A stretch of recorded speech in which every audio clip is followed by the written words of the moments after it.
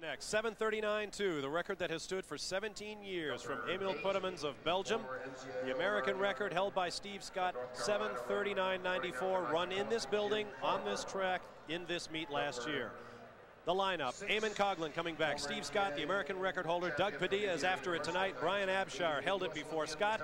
Jerry O'Reilly of Ireland. Jim Farmer, Terry Brahm, and John Troutman of the United States. Kieran Stack of Ireland and Wes Ashford will handle pacing chores, a former BYU classmate of Doug Padilla's. Well, on that lineup that you see in that graphic, Padilla, Scott, and Abshire have traded American records on this. Going back, they've broken it over five times between the three of them. And right now, Padilla would like it back. Steve Scott got it last year on this facility. They're looking for a first mile. As you see, Steve Scott, they want the first mile to go in about 4:05. Imagine going to 4:05, and you still got hundreds of yards to go. I was a miler, and I would have still been behind them, and they would have gone on for another miler. There is Eamon Coghlan, easily the crowd favorite. In fact, I mentioned that the mile is named the Eamon Coghlan Mile. That's because he retired after that event a couple of years ago, then came back. At 37 years of age, it's very, very hard to be world class at anything. Carlos Lopez did it in the Olympics. He has run right around 4:01 as a best indoors this year. Very good time, not quite the best in the world, of course, but he's coming back off injury, and he trained hard last fall and got himself, I think, in fit and in shape over the last 6 months. Coghlan did.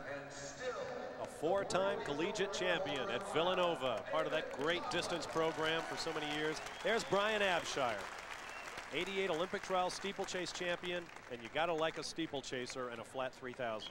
Bob, as he stands right there with Eamon Coghlan, and they will occupy part of the outside section that the runners will line up at. They're away. Now it's going to be interesting to watch how the field settles down as Wes Ashford moves to the front to take over the pacing chores. Let's see how Doug Padilla, Eamon Coghlan, Steve Scott, and Brian Abshire fall into line. The pace they want is 60 seconds by the first 400 meters. Then 61.5 seconds for each of the next three to come by the mile right around 4:05, maybe 4:06. Padilla's in second place. Jim Farmer is in third. Field quickly moves into single file, and across the line they come. Terry Brahm is in fourth place right now. Jerry O'Reilly, a training partner of Marcus O'Sullivan's, has just slid up now into fourth place.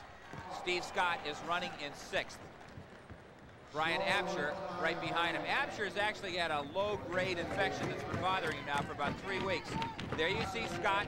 There's Abshire off his shoulder right there. Abshire training and living up in Sacramento, California. Scott in Southern California. A little odd to find Brian Abshire that far back in the pack. He likes to take the pace. He doesn't have the closing speed of a Doug Padilla or a Steve Scott, so he knows he's got to get up there and force it. You see the boards flexing under the feet of the runners. It's got to be a little awkward if you hit a board just after someone else does and it's coming up while you're coming down. That's very true. It's very subtle, but you notice it. It can be energy sapping. The turns are where much time is made up running indoors. Wes Ashford continues to lead. We will show you the race in its conclusion. We're going to take a quick time out. We'll bring you up to date on events when we return from commercial. Your leader is Wes Ashford. Doug Padilla behind him will take a shot at a record if the mile goes in 4:05. We'll be back to tell you how they do. I just did something incredible. Back live watching the men's 3,000 meters. That is your leader, Wes Ashford. Behind him is Doug Padilla. 2 minutes, 3 seconds on the nose for Ashford, pulling everybody along a little bit slow. 3 minutes, 4 seconds. He's picked up the pace a bit. Let's see, he's coming by, I think, right about what Padilla wants. Is in second place. Jerry O'Reilly in third. A distant fourth now is John Troutman, Georgetown redshirt. Behind him, Brian Abshire has moved his way up into fifth. Jerry O'Reilly looking very strong now as he moves up to the shoulder of Doug Padilla in second place. It's Farmer in fifth, Abshire in sixth. There you see Abshire going by. Eamon Coghlan is running back in eighth place right now, seventh place.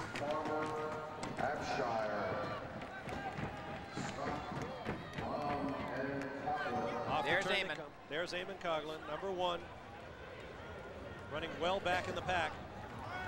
Wes Ashford starts to move out now, and Jerry O'Reilly is the man coming through. I wonder what's going through the mind of Wes Ashford. He expected to see his old BYU fellow alumnus Doug Padilla move through, but Jerry O'Reilly has taken control. The pace has slowed to 4 minutes. There you see. 4:08 at 1,600 meters, not far off. If O'Reilly goes and Padilla feels strong following him, we could have a tremendous race.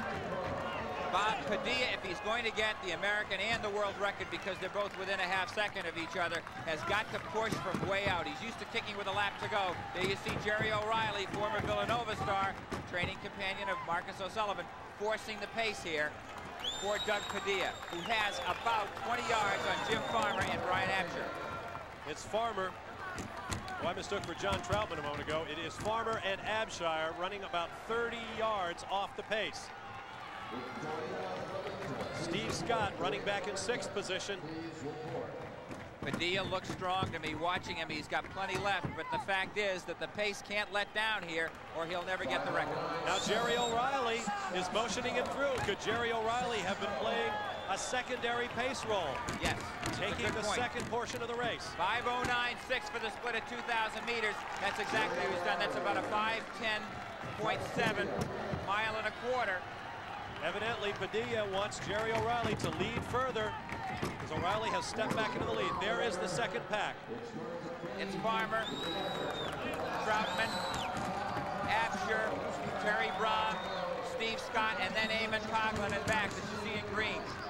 Scott and Coughlin will not be a factor in the race. There are your leaders, Jerry O'Reilly and Doug Padilla. And somewhere in the next couple of laps, we expect to see Doug Padilla go by as soon as he feels like he can handle it himself. He's got to start pushing now if he's going to come close. It has to occur in the next lap to get that record, I think. I would imagine you cannot agonize over whether to go after it. I mean, you have to know in your head, this is what I'm doing. Here's the pace I'm going after.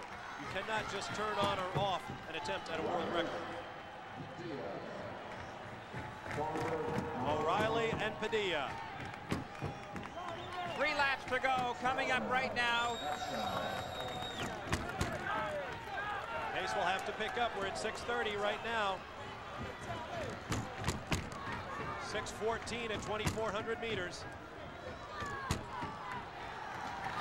O'Reilly and Padilla apparently content. 2 laps to go at the start-finish line. Padilla content to wait. A glance over the shoulder. O'Reilly is waiting on Padilla. Although the man in front, Jerry O'Reilly, is a 3:54 miler, he lacks the sprint speed right there of Doug Padilla. Padilla is known for that instant burst. He's got to build all the way here. And quickly he opens 10 yards on Jerry O'Reilly. And like Doina Valente ahead of him and Peter Elliott following her, now Doug Padilla is on his own. 1 lap. 7:24.25. It's not impossible.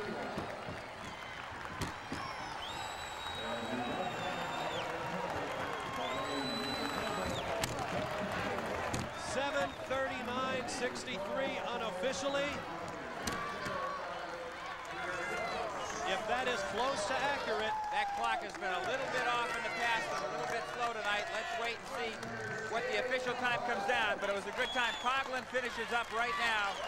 Steve Scott follows right behind him. All we can say is it's very close, but it appears that with 7:43.6, we've been led by our stadium clock one more time. Doug Padilla has come up short in his record attempt. Still another terrific effort. Doug Padilla, the class of the men's 3,000 field. Padilla, O'Reilly in the men's 3,000, and we'll be right back.